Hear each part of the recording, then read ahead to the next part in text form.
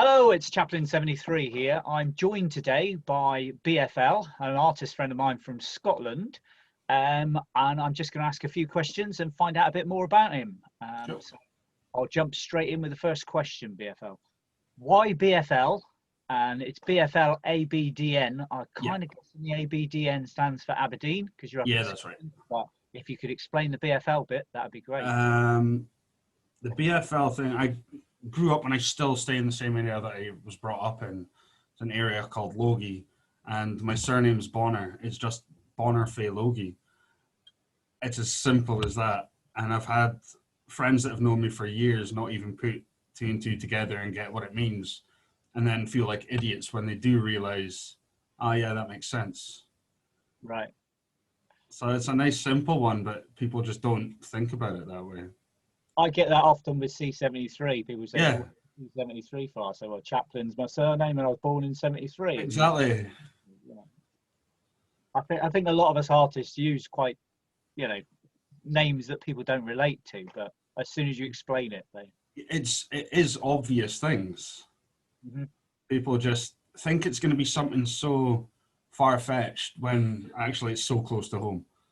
yeah, probably the best way. Yeah. So when did you start your painting creative journey? The second I could hold a pencil or a brush as a kid, I was always drawing. I was always doing bits and bobs.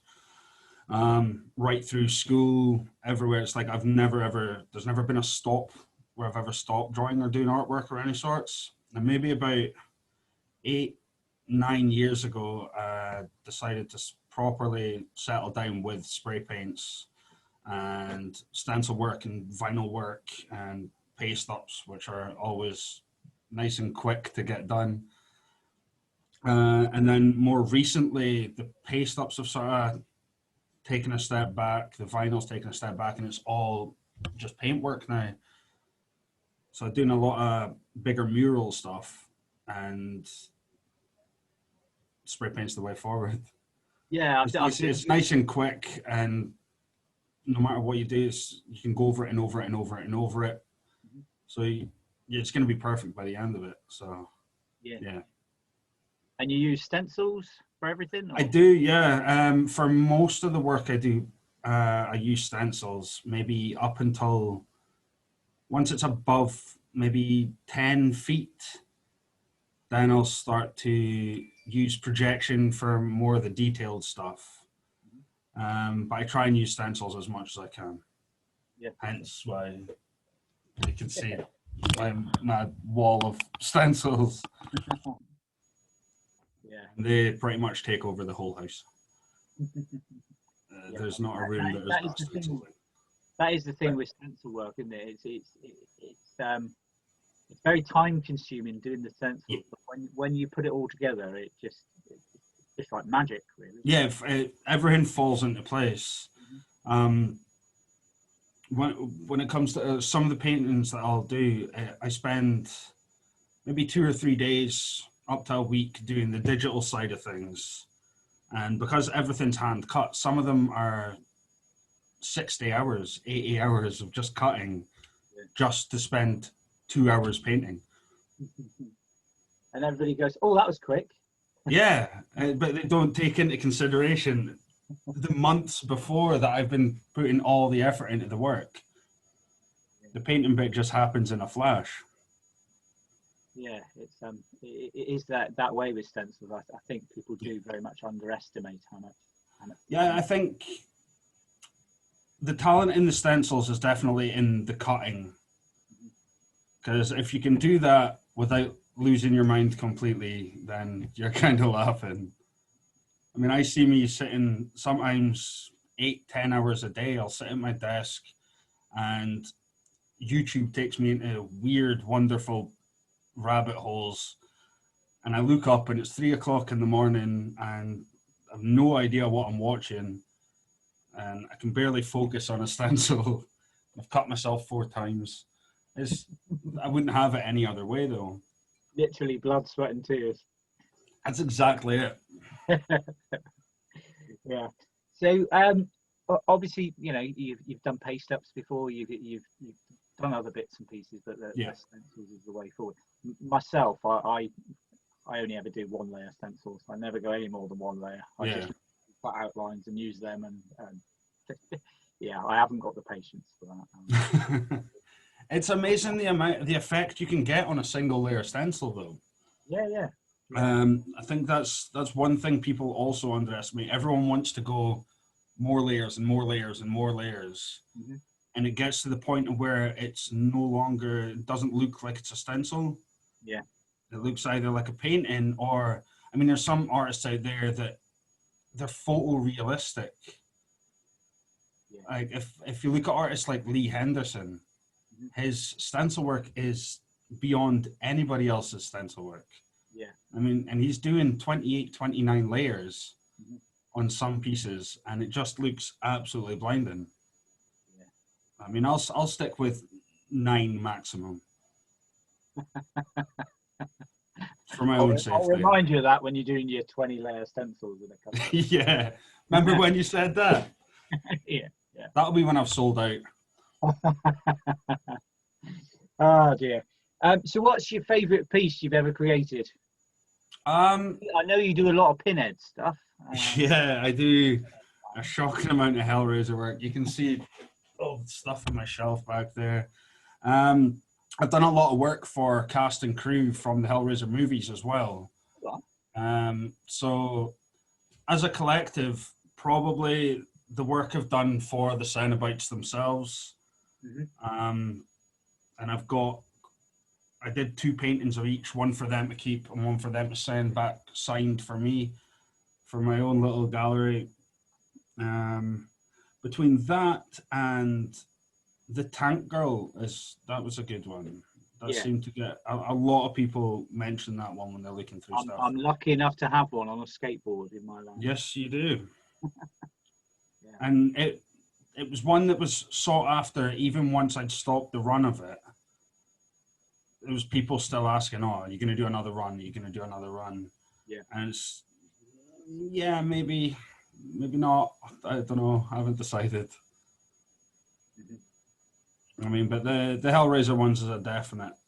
Yeah. I mean, I got to meet one of the cast members at the when we did the show at Monty's. Mm-hmm. Nicholas Vince, that plays the Chatterer in Hellraiser, he rocked up to the show.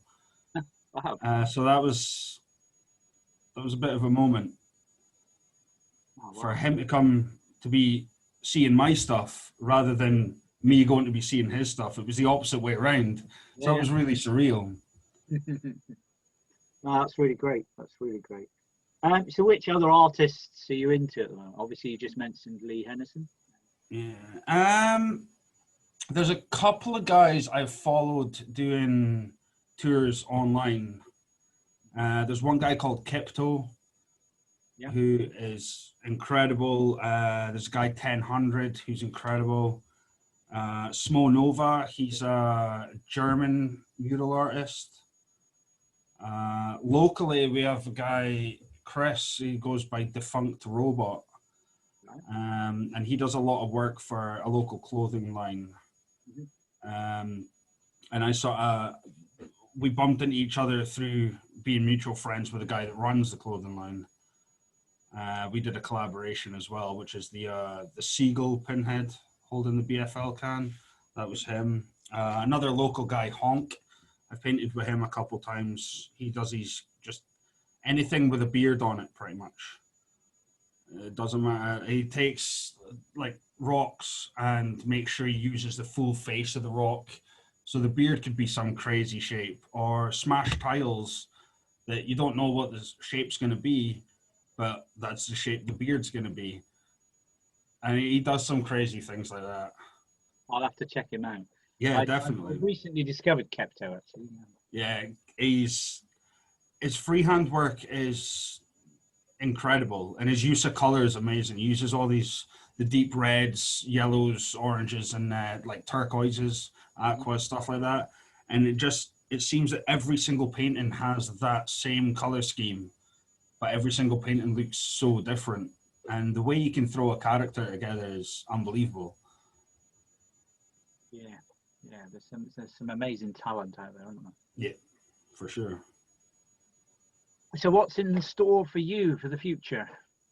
For the near future is paint as much tentacles on as many things as I possibly can, because it seems everywhere I go, if I've got a can in my bag and I find a decent space, I'm putting a tentacle there. Yeah. I think now I'm more known for the tentacles than I am for any of the stencil work. All right.